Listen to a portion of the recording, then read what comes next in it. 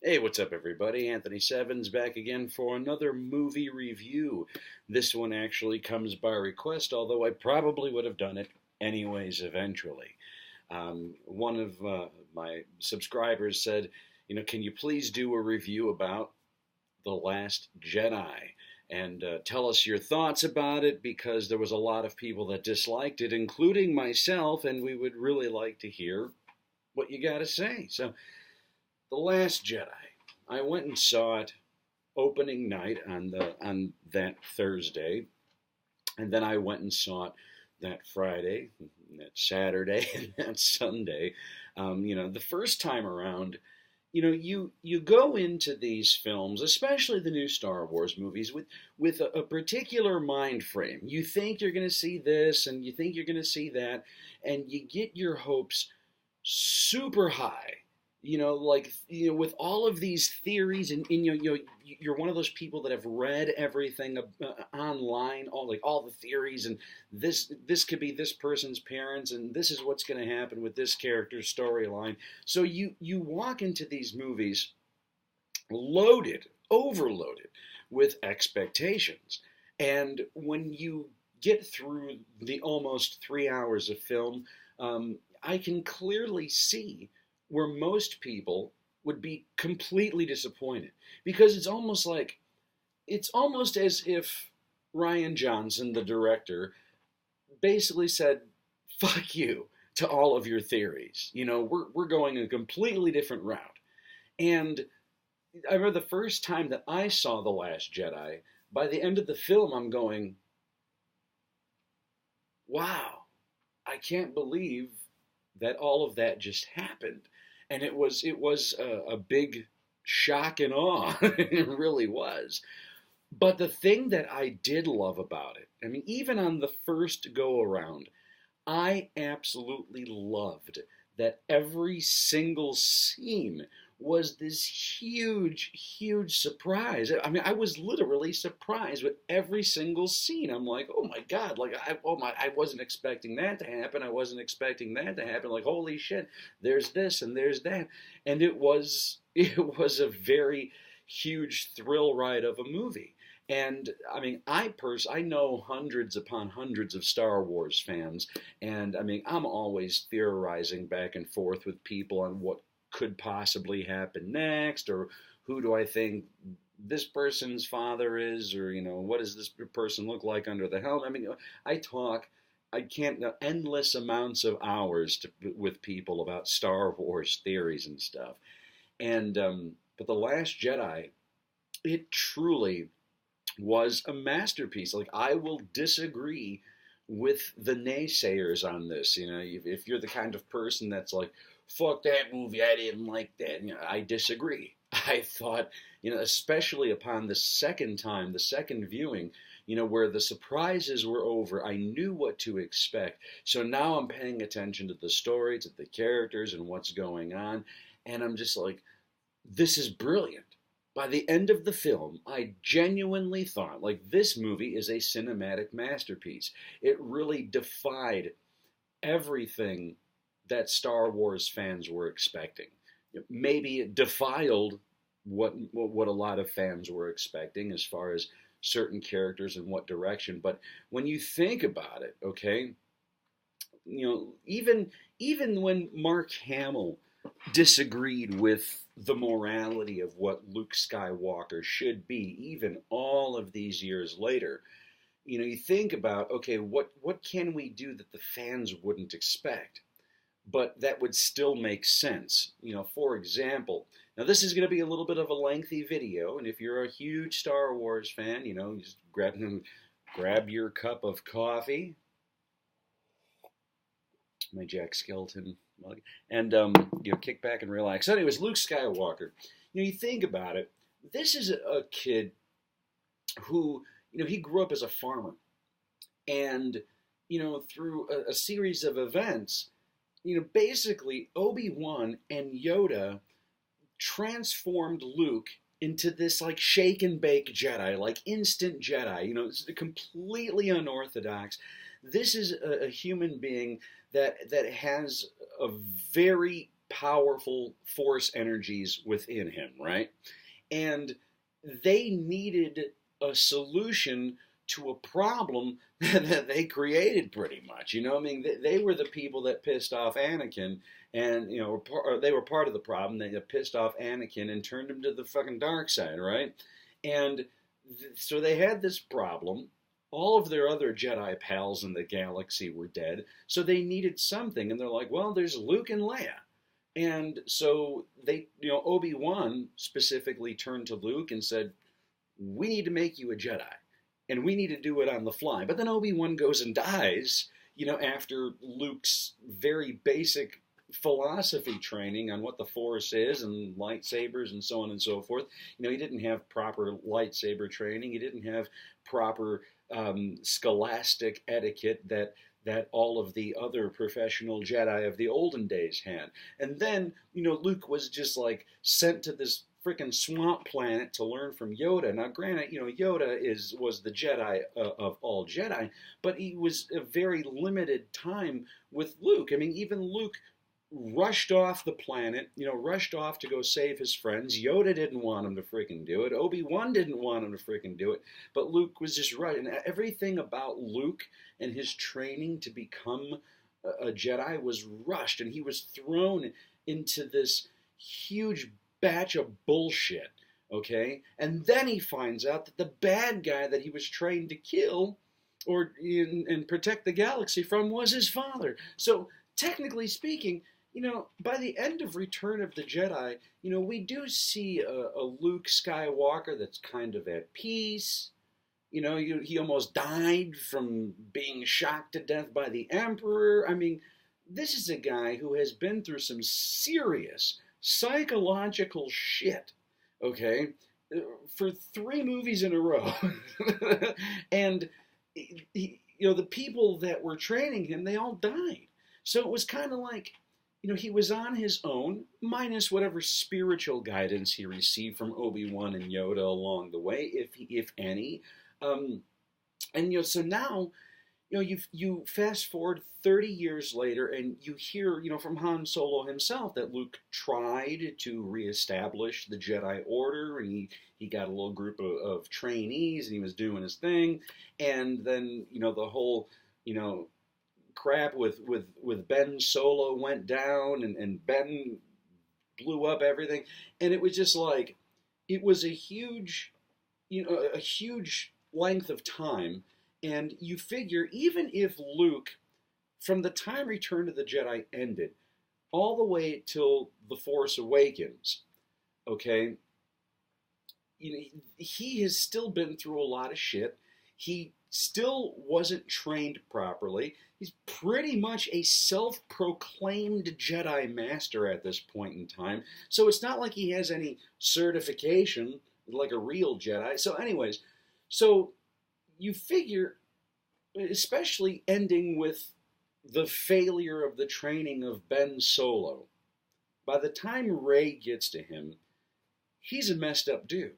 You know, he just, for him to want to just say, fuck this, and go hide, you know, on this impossible to find planet, you know, so that he can just live out the rest of his days. I mean, it's not the fact that he's chicken, or, you know, that he's, you know, that he's weak. I mean, he's very powerful still, as the film The Last Jedi showed us. But he's just kind of sick of all the shit. You know, he doesn't know what to do with himself, pretty much. He's kind of lost and confused, and he kind of gave up, and he's like, you know, this crap needs to end. The Jedi needs to end, and this and that. And, you know, he read the Jedi text, and maybe he didn't, you know, because you see at the end of the film when he's talking with Yoda, and he's like, that's a sacred Jedi text, and Yoda's like, read them, have you? Page turners they were not, you know. So it's like, you know, it's crazy, but it makes sense. Like, okay, so we're going to get like this grumpy, I'm sick of all the bullshit Luke. Now, granted, logically speaking, like what Mark Hamill said, you know, a Jedi doesn't give up and keeps going forward and so on and so forth. But when you are literally the last Jedi, in the galaxy, or you feel that you're the only one left. And you say to yourself, if I get rid of what I am, if I get rid of the legend of Luke, if I get rid of the Jedi, then things will come to a peace. But that wasn't the case, so that's why Rey went to him, because they needed that hope, that again, and it's pretty incredible how Luke was the new hope back in the days, and he was kind of like the last hope, before a new hope was able to take over by the end of the film. But that, a little complex. But anyway, so I thought that what they did at the end of the day, it was pretty fucking genius, because it was completely what fans didn't expect to happen, but it worked. It's just like, okay, now we're getting a totally new story arc here. This is something completely different, where Rey becomes that new hope, where Rey becomes, that the new Jedi Order, if you will, and hopefully, by the next film and maybe films after that, we're definitely going to see a futuristic evolution of the Jedi, because now, Rey has had, a little bit of knowledge and theory, and now she is in possession of the sacred Jedi texts by the end of The Last Jedi, and, so she is going to start learning about the philosophies and things like that. Now, whether she decides to start training a new order or she turns to the dark side, I don't know. I mean, honest to Christ, what if The Last Jedi showed me anything, it was like saying, stop theorizing about things. Just stop guessing, because you're going to be fucking wrong. Because that's what Rian Johnson basically did to all of us. And yeah, to many degrees, it was disappointing to not see exciting shit that you had in your head. But it was also equally fantastic to see a movie in general to where everything you see just defied expectations. Whether you liked it or not, everything was a surprise. And it was fun. It was just so fun to see a movie that would do that to fans. I thought that the acting was fantastic. I thought the story was fantastic. The action, the special effects were phenomenal. The jokes were on point. The one thing I will agree with many fans in their disappointment was on Canto Blight, the casino planet, because it was like, I was kind of expecting like this cantina-ish thing, but in a high-end casino, which they kind of sort of did, but there was really nothing happening on Canto Blight, except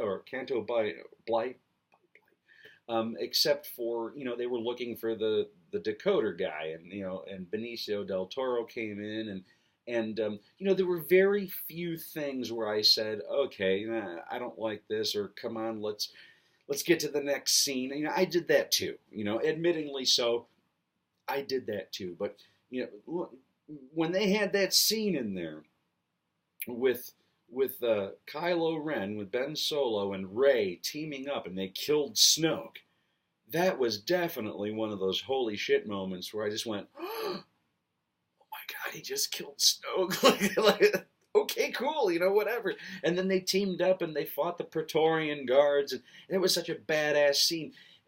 And what that scene did is it was in that scene that now is changing our Star Wars story arc, because you have this emperor like, Snoke, the big bad guy. He wasn't the big bad guy. Kylo Ren turns out that he is now going to be the big bad guy, but he's not a bad guy. It's just like Wreck-It Ralph. It's like, I'm a bad guy, but I'm not a bad guy. It really showed that balance between Kylo Ren is now the dark side of the Force, and Rey is the light side of the Force, and it together they are the balance. When you saw them fighting together and the teamwork effort that they did, what you were witnessing was the new balance of the Force. the new light and dark. And then at the end of that battle, as you know, Kylo Ren, he had the same exact theories as Luke. Screw the Jedi, screw the Sith, screw the First Order, screw the Rebellion. Let's start everything fresh. Let's bring everything to a balance so we can do this together. And I believe it was that point in the movie that said, okay, now we're on a whole new plane. Now we don't know what the shit's going to happen. Because, I mean, we can still theorize all we want. By the end of all that's said and done, Kylo Ren could still become the good guy, and Rey can become the bad guy, or maybe one of the two are gonna die, and there's gonna be a new rising. But, I think that, by the time the movie ended, the little boy, and he came out with with the broom, and you saw that this little boy was a Force sensitive. It's like, there's your whole new generation of Jedi to come. There's still hope in the galaxy. The Jedi Force sensitives in general, they still exist, and there are still more stories and adventures and things to tell. And now, with what they've done with the new movies, whether you feel that they've killed your childhood or not, I've been a fan. I was born in 78. I've been a fan my entire life. Die hard. I got a freaking Star Wars basement, people. Okay? Die hard fan. And even I thought, like, wow, like, I loved The Last Jedi. I loved it to death. I'm one of those people where it's like, I'm ready for a change. You don't have to keep dragging ass on the same old stories that we know. I'm ready for new characters. I'm ready for new stories. I'm ready for a new twist and take on things.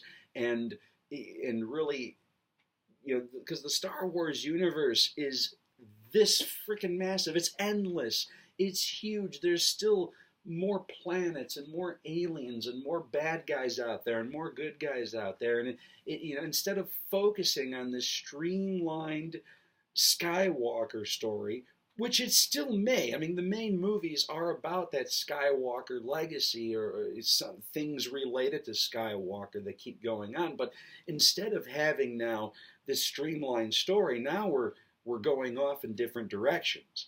And I think that it's fresh, it's new. I think it's cool as hell. I like a lot of the new characters and villains and heroes. And then there's a few villains and heroes and aliens that I really don't care for. So when it came to The Last Jedi, I loved it. I saw it like 4 or 5 times in the theater. I bought it on digital the day it came out. I am a Star Wars fan for life. Success or fail. Yes, I like some Star Wars films better than other Star Wars films. And when it came to, I remember when The Force Awakens came out, I loved that too. And there's a lot of people that just bash the shit out of it. It's like, what's wrong with you people? I mean, I get all of your reasons why you hate these films, but it really is about accepting something new and different. Everyone bitches and moans, make it different. Don't make it the same. And then when they finally do make things completely different and off in left field, like what they did with The Last Jedi, people still bitched and moaned. So it goes to prove that no matter how they make a Star Wars film, people are going to complain. No matter what. That's the way it's going to be till the end of time, and that is why the people at Disney and Lucasfilm and whoever's making these movies from now on, they don't give a shit what us fans think. And I think that that's cool because, if they don't give a shit what we think, then they are going to surprise the hell out of us. And it's more surprising Star Wars stuff to come. Like with the new Han Solo movie that's coming out, and I'll probably leave thoughts or a review on that. The new Han Solo movie's coming out. A lot of people are like, oh, that's not my Han Solo. But it's a Ron Howard movie, man. And it's a Ron Howard Star Wars film. Hello? I cannot think of all of the Ron Howard movies that have ever come out since the beginning of time. I cannot think of one bad Ron Howard movie at all. So just on principle alone that this guy's directing it, I think we're all going to be in for a shitload of surprises, exactly the same way that we were for The Last Jedi. So to me, personally, and you don't have to agree with me at all whatsoever, I thought The Last Jedi was a cinematic masterpiece. I loved it. Everything about it, minus a few nitpicky things.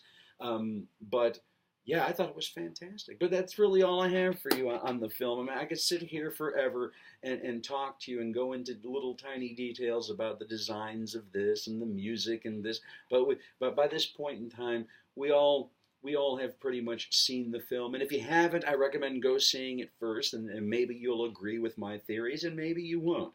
Um, but anyways, that's all I got. Yeah, Last Jedi. Absolutely loved it. Loved it, loved it, loved it. And I watch it quite frequently. So anyways, that's all I got for you. This is Anthony Sevins signing off. Until we meet again, please take care of yourself and take care of each other.